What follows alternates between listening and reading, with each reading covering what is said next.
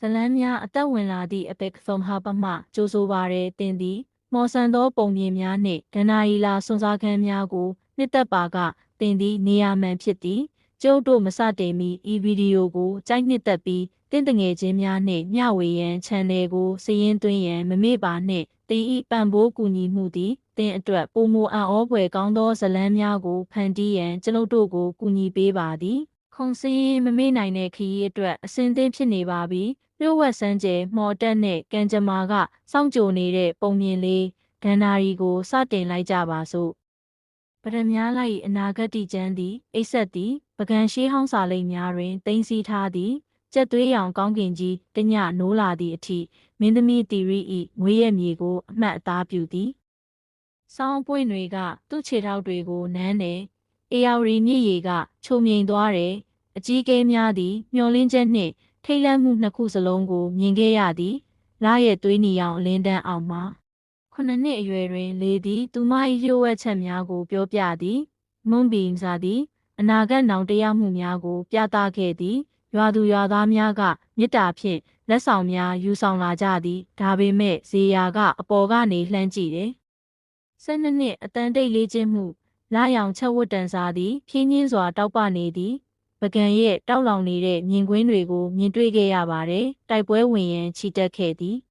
ပကံပြည်ကိုငိမ့်ချမ်းအောင်ပြန်လာခဲ့တယ်မင်းသမီးလေးဤလက်မင်္ဂလာလက်ဖြင့်ယခုပရမများမီများပေါ်လာသောအခါမျောလင်းချက်နှင့်အပြောင်းလဲကအမြဲတမ်းနီးတယ်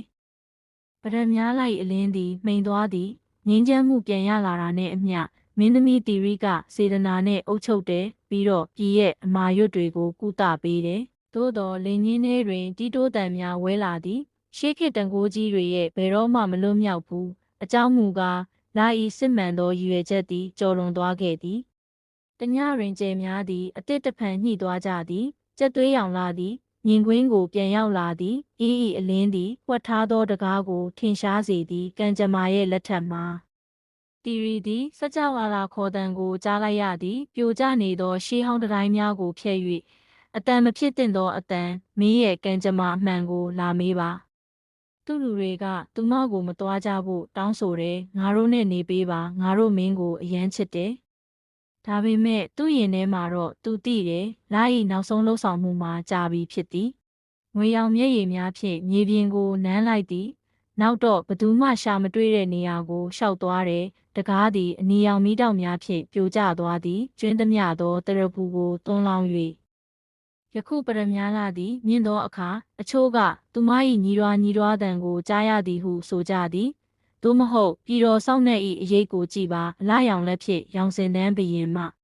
ပြီးတော့ကလေးတွေကသူ့အပွင့်တွေတောက်ပနေခဲ့တယ်